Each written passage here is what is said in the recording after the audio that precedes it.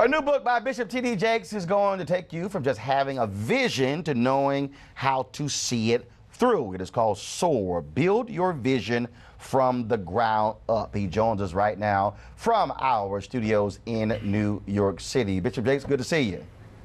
Thank you. It's a pleasure to be with you. All right, Bishop. So I'm going to start this way. Here's the thing that drives me crazy.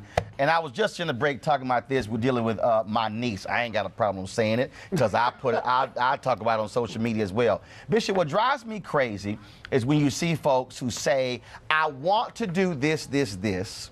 And then God gives them this vision, and then they do nothing or because it doesn't come to them in the perfect way they see it, then they say, well, that's not really it. And it just drives me crazy. Well, you have hit the substratum of why I wrote the book. So many people have got their life on hold waiting on a bolt of lightning to strike or their rich uncle to die or this or that or the other. They don't understand that you have to use what you've got on the level that you've on to start the process of building your vision, whatever that vision may be. And that's what I'm really tutoring in this book and mentoring, is how to start when you don't have everything perfect and everything's not there as if you would like to have it.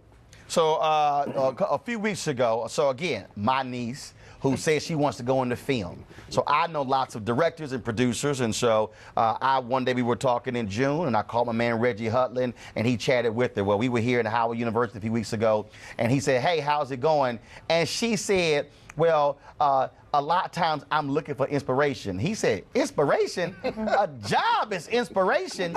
And I think, and again, when we talk about this idea of a vision, I talk to so many people like my niece, whether they're millennials or Gen Xers or others, who go, well, I'm just not feeling inspired. Getting your butt up and doing something should inspire you. Talk about how achieving personal success and just doing it should inspire you, not just something that's just going to fall out the sky. You know, I think that part of this crisis is a result of people who look at people like me and you and others who are doing something. They see the results, they don't see the process. Uh-oh, preach! There it is. Come on! They totally underestimate the behind-the-scenes work that goes into it, how many hours you're moving and traveling and going, and when they find out the work, they're not attracted to it. They want to eat the cake, but they don't want to grind the meal. Sustained. Bishop, I use you in my speeches all the time, and I want you to talk about this here. I said, y'all keep looking at Bishop T.D. Jakes and the Potter's House and the ministry and movies and a talk show, but y'all don't want to talk about when he was digging ditches in West Virginia. Y'all don't want to talk about his wife having to deal with the food stamps and the government cheese. Y'all don't want to talk about when Bishop wore them polyester suits. Oh, now, Bishop, because you talked about it. No. That's true. Bishop, I use that to people, and because you talked about it when you had that one suit, when we were in April, when you said you had that one suit, and you said, I ain't want to show them the lining because the lining was gone. No, people want to ignore you walking through the valley, and they want to talk about being on the mountain. That's exactly right. And it takes all of that and more. You have to believe in your dream. You have to work and work hard to get it done. In my book, I talk about putting yourself around the right people so that you're not wasting and expending energy on people who are draining you rather than depositing in you. You know, you really have to have a great deal of focus to do this. It's not always about having a great deal of money. It's about having a great deal of focus and energy and tenacity. It's not always about having a lot of money. As you said, we had nothing. My lights were off, my water was off. They repossessed my car when we started. When we started my business and we started traveling with plays, the first couple of plays, we almost went bankrupt. I mean, they were not successful at all. But I say all the time, you'll win if you don't quit. That's what SOAR is all about, telling you where to put your efforts, where to put your energies, and then how tenacious you have to be in order to accomplish what you're trying to do. Now how do you also deal with God's will in this book? You talked before about everything was great, man. Y'all had this wonderful house, and your wife had these new drapes, and they were wonderful. And then you came home and said, the Lord is saying it's time for us to move to Dallas.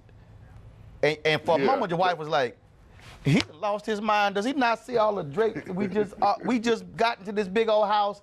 Again, Yeah. vision, you were living a great life, but God said, no, I got something else that's greater than what you have here, but you had to be obedient to leave. You have to be willing to get out of your nest, to get out of your comfort zone and go to the next dimension. I really talk about in the book about being on different levels of success. And you can have accomplishment and peak out at a place that destiny really wants to take you to the next level. Many people don't know, but TD Jakes Enterprises, my for-profit company, was existing in West Virginia before I ever even came to Dallas to go to the Potter's House. I had to pick up both entities, for-profit, not-for-profit, and move to a place scared to death. But your greatest miracle and your greatest success is always in your scary place. If you stay in your safe place, you will never achieve it. You have to be willing to get in your scary place in order to grow to the next level. Bishop, the other day I was asked to do a Skype with a class out of Illinois, and they asked me about this idea of success.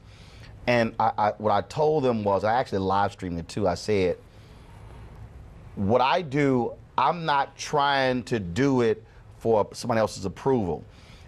What I try to do, I push myself so hard because I want to see how far I can go, how I can learn more, and I get gratification from that. So I don't even need somebody else to say, Roland, that was phenomenal. No, for me, it was about, man, I was here, and man, how did I learn this or do that? How does that also play into the idea of your book, SOAR and Vision, and making that happen? First of all, I couldn't agree with you more. I tell people all the time, I wanted to know what was in me. There was this nagging, gnawing feeling that there was more in me than what my situation reflected. I didn't want to die with a question mark over my head, wondering what would have happened had I really pushed harder and found out what was in me. So it is about self-exploration. God puts his treasure in earthen vessels, but we have to get it out. And so that's very, very important. And I think one of the things that is important in the book, when I wrote this book, I based it around the Wright brothers and them building an airplane from inside a bicycle shop. They didn't have what they needed. They didn't have a degree. They didn't have the money. They didn't have the manufacturing place. All they had was a dream. But tenaciously built this big thing in a small place. And the reason that they achieved what they were able to do is because they believed in what they saw on the inside. To me, success is not a big house. It's not a big car. It's not a jet. It's not a diamond ring. Success is the birthing of the vision you have on the inside until it is standing right in front of your face. Folks, the book is called SOAR. That's right. Build Your Vision from the Ground Up by Bishop TD Jakes. Bishop, always good seeing you. Thank you, Roland. God bless. Weekdays on TV One. I will never lie to you. Oh, my God. Roland Martin. He doesn't want to talk to us. He wants to ignore us. Uncensored. Hell no. That ain't gonna cut it, boo. Unapologetic. No, that is fundamentally false. You are wrong. Unfiltered. He wants an America where we all look alike. He ain't talking about black people. Unrelenting. You better go work out, because you got a fight on your hands. NewsOne Now with Roland Martin. Weekdays at 7 a.m. on TV One.